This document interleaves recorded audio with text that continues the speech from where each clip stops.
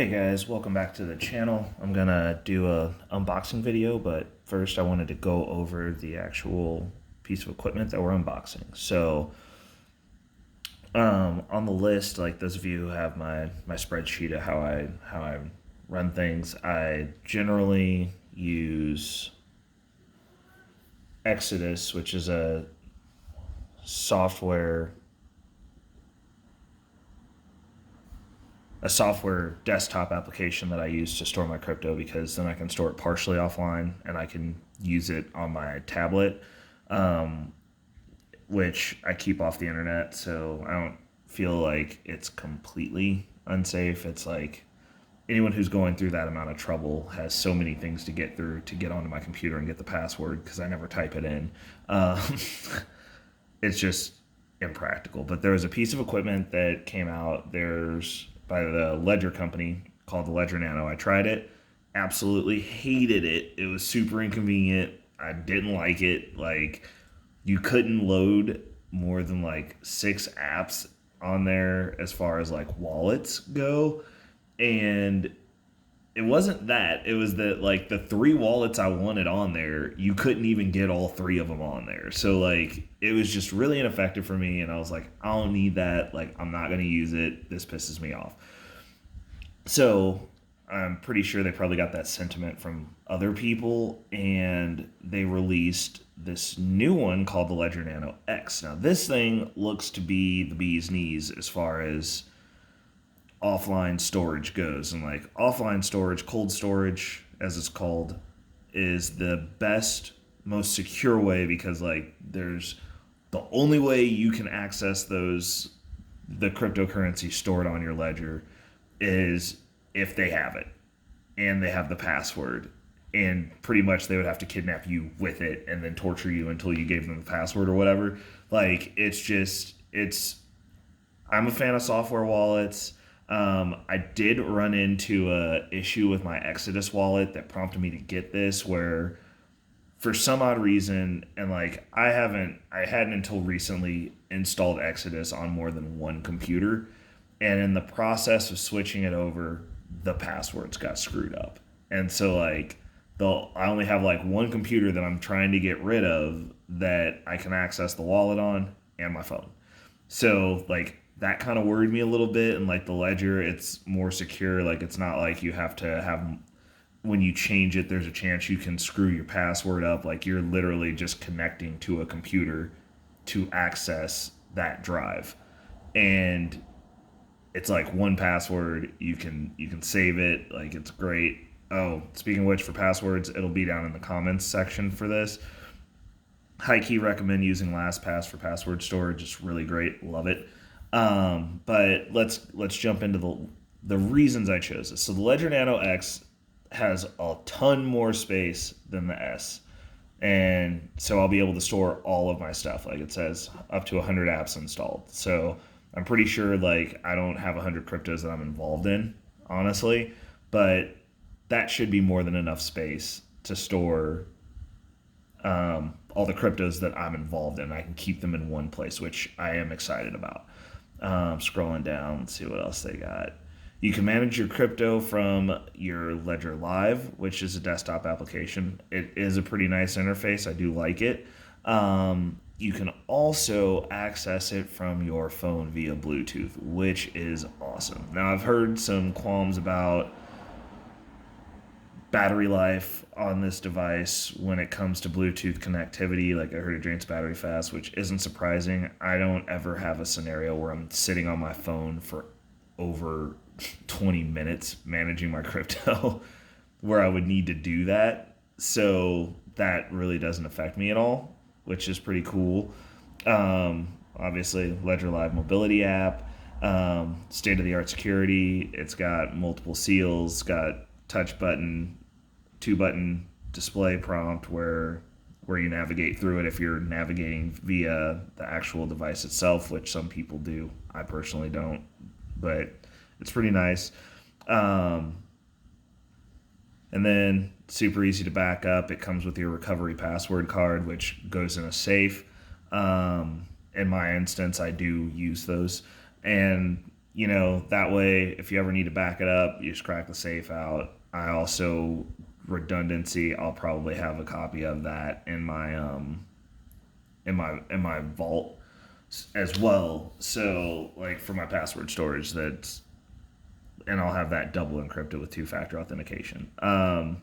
So that's the reason I bought it. So we'll go ahead and move this guy back here and get to the fun stuff. So let's see what you get in here. So as we can see, Ledger Nano X came in. So go ahead and crack this open. Now, I'd been putting this off for a long time because the options that were available were limited in how many cryptos you could have and just functionality. So there we go. We got that guy there. We're going to crack it open.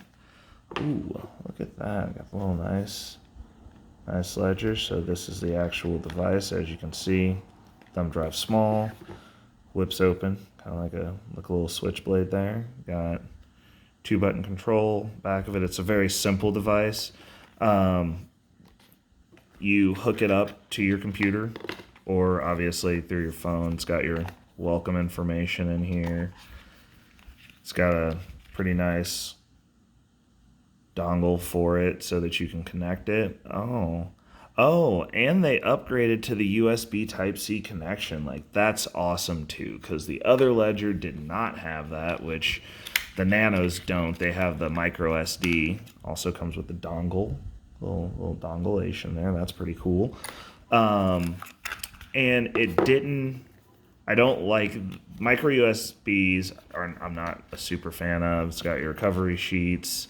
Gives you multiple recovery sheets. Like, there's literally no reason to have an issue here. You can have up to 3 recoveries going at a time. It's just a really clean product. I'll have a link if you guys are interested, or if you haven't gotten one already. I'm pretty late to the game on this because it really took me a while to come around to wanting to even have cold storage.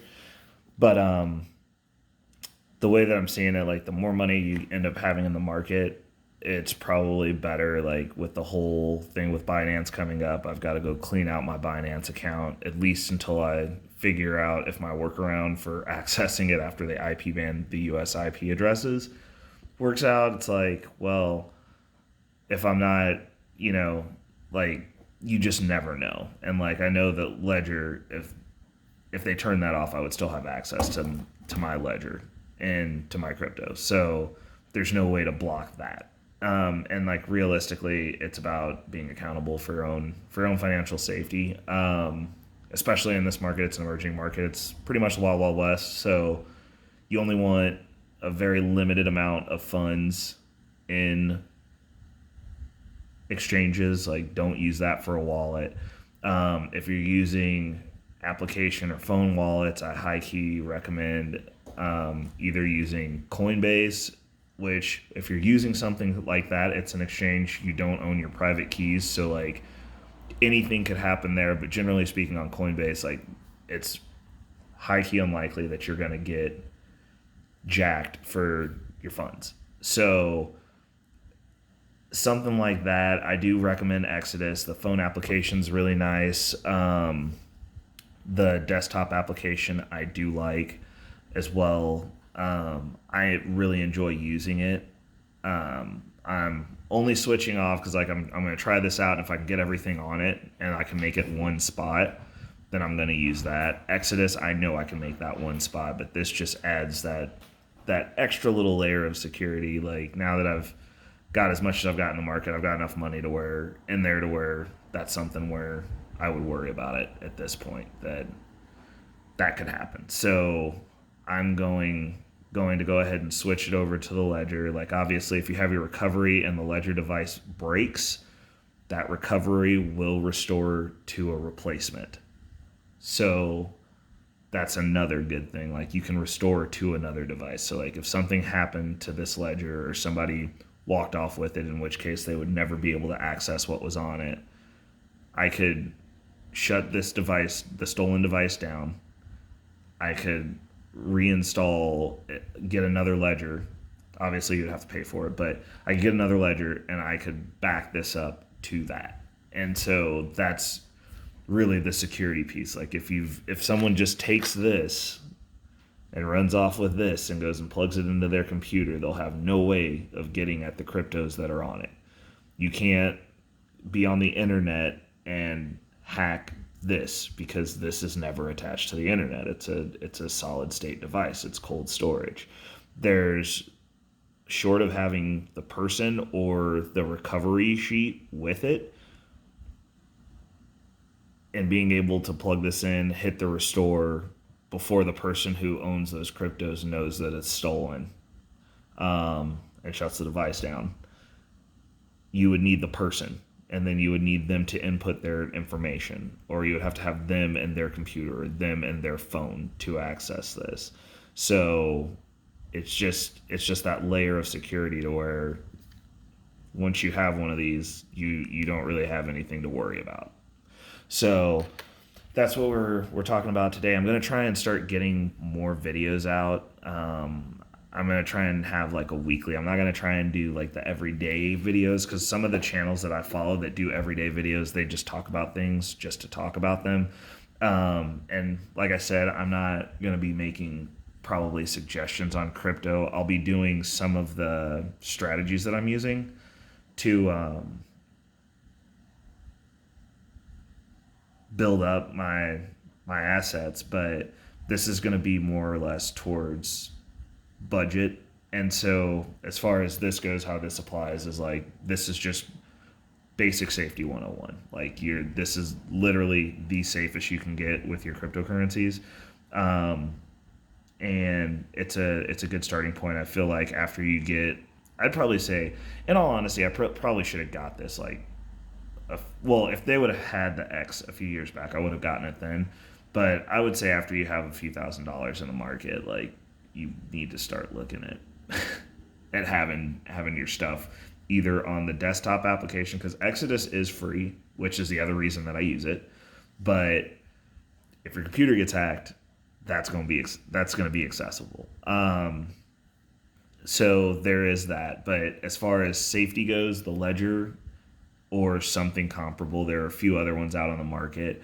I use Ledger because of it's vetted, it's heavily vetted. A lot of people use it, and they're constantly releasing new things, and like people like the new stuff, and I do, except for when it comes to money. Like I wouldn't be like, hey, you're gonna go put all your money in this new vault that nobody's ever used, and then like have the person have a backdoor into it to where they can come in and dip into your money. Like it's just not safe. So like the Ledger has been around since darn near the beginning, and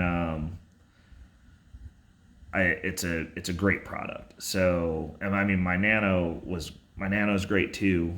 It's just not, it doesn't hold enough. So I'll be using it as a backup because they sell these online, and you get like the Ledger Nano X and a backup Ledger Nano S to like back up your drive. So like I'll probably format my Nano S and use it as the backup for this. But if as far as like a one-stop shop goes, it's like $119.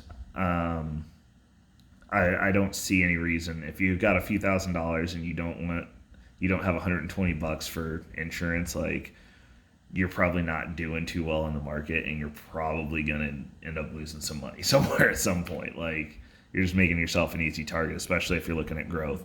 But this is what I'm using as kind of like my home base, my bank for crypto. Like once stuff goes in the vault, it won't be coming out until it's time to cash it in.